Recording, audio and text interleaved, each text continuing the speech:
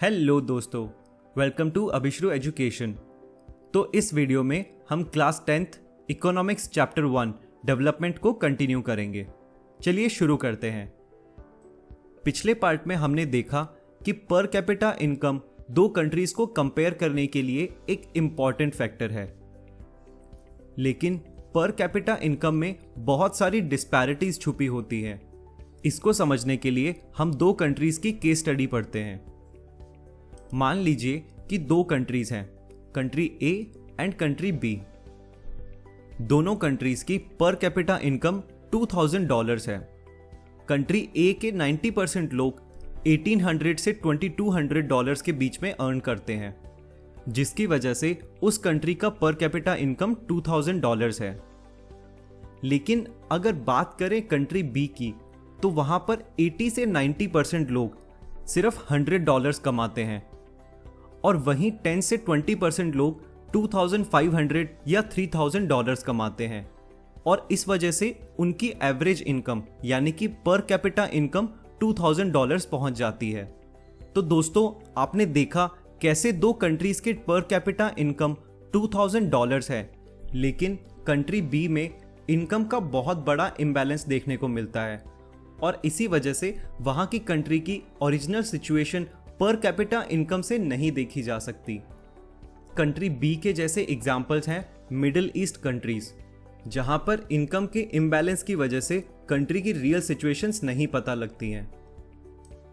Per capita income के अलावा भी बहुत सारी ऐसे फैक्टर्स हैं जो किसी कंट्री के डेवलपमेंट को शो करते हैं, जो कि बेसिकली नॉन मटेरियल थिंग्स के कैटेगरी में फॉल करते हैं। इसमें पहला क्राइटेरिया है फ्रीडम, यानी कि उस कंट्री में लोगों को अपनी लाइफ जीने के लिए किस हद तक फ्रीडम मिली हुई है। क्या वहां पर लोगों के पास freedom of speech and freedom of expression है या नहीं। दूसरा क्राइटेरिया है इक्वलिटी, यानी कि उस कंट्री के अंदर मेल, फीमेल, रिच और पुअर, इन सब में कितनी इक्वलिटी पाई जाती है। और तीसरा क्राइटेरिया है पब्लिक फैसिलिटीज, यानी कि गवर्नमेंट के द्वारा दी जाने वाली फैसिलिटीज उस कंट्री में कितनी बेटर है। पब्लिक फैसिलिटीज में infrastructure, sanitization, public transport, health care और वाटर फैसिलिटीज को इंक्लूड किया जाता है। फॉर एग्जाम्पल, कंट्री ए की पर कैपिटा इनकम बहुत ही अच्छी है, लेकिन कंट्री ए में पब्लिक हेल्थ फैसिलिटीज बहुत पुअर है, एजुकेशन बिल्कुल भी नहीं है, और उस कंट्री में क्राइम बहुत ज़्यादा है। तो कंट्री ए को डेवलप्ड कंट्री नहीं माना जाएगा। इसी एग्जाम्पल के लिए इंडिया में कुछ स्टेट्स की केस स्टडी को कंपेयर करते हैं। ये स्टेट्स होंगे केरला, बिहार और राजस्थान। इन स्टेट्स का कंपैरिजन 4 पैरामीटर्स के बेसिस पे डिसाइड होगा। पहला पैरामीटर है per capita income. Second parameter है IMR, यानी कि इन्फेंट मोर्टेलिटी रेट। अगर एक कंट्री का IMR 10 है, तो इसका मतलब ये है कि उस कंट्री में एक साल के अंदर 1000 में से 10 इन्फेंट्स की डेथ हो जाती है with in 1 year. Third parameter है लिटरेसी रेट, मतलब उस स्टेट के कितने लोग पढ़े लिखे हैं। और फोर्थ पैरामीटर है अटेंडेंस रेट, यानी कि कितने % स्टूडेंट्स अपने एज ग्रुप के हिसाब से उसी क्लास में एडमिशन लेते हैं जिनमें उनको होना चाहिए। फॉर एग्जाम्पल, 4 से 5 साल के बच्चे फर्स्ट क्लास या फिर अपर केजी क्लासेस में होते हैं, तो कितने % बच्चे ऐसे हैं जो 4 से 5 साल के हैं और इन्हीं क्लास में पढ़ते हैं। अब हम इन स्टेट्स को 2016 के डेटा के अकॉर्डिंगली कंपेयर करेंगे। सबसे पहले कंपैरिजन करते हैं PCI में। तो केरला का 1,48,000, बिहार का 47,541 रुपीज और राजस्थान का 1,18,000 रुपीज। अगर बात करें IMR की, तो केरला का IMR है 10, बिहार का 38 और राजस्थान का 41। तीसरा पैरामीटर है लिटरेसी रेट।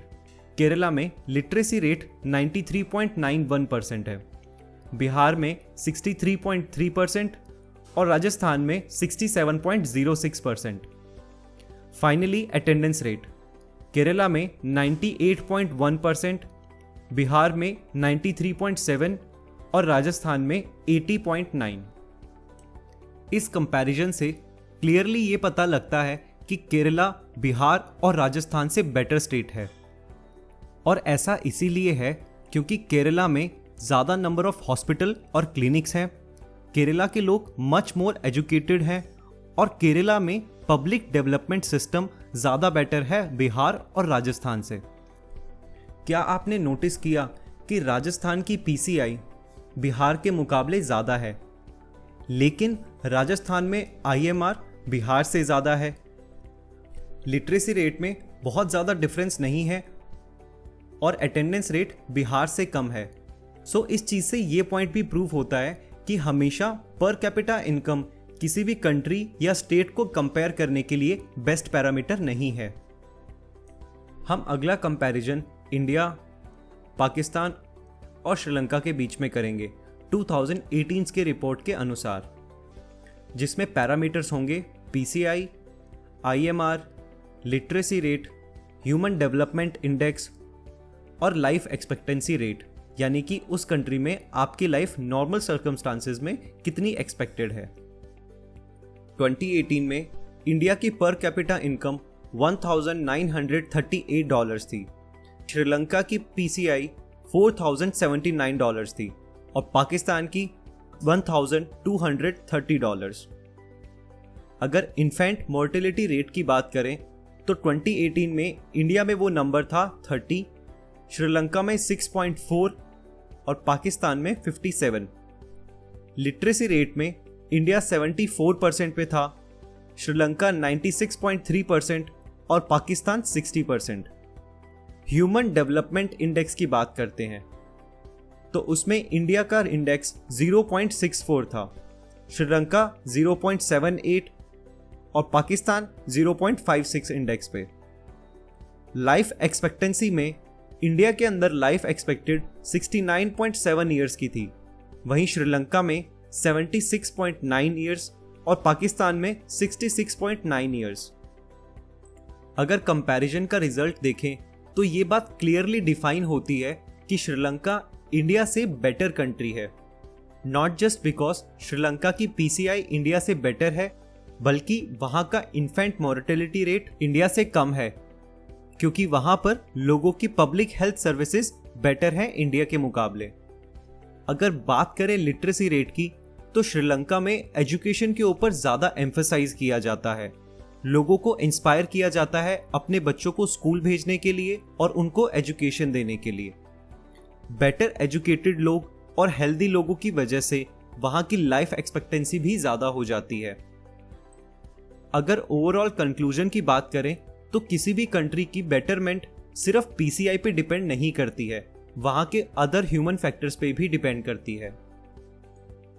आजकल के टाइम में हम ह्यूमंस डेवलपमेंट की रेस में इतने ज़्यादा भागने लगे हैं कि हमें हमारे रिसोर्सेज को बचाने का कोई तरीका नहीं मिल रहा है।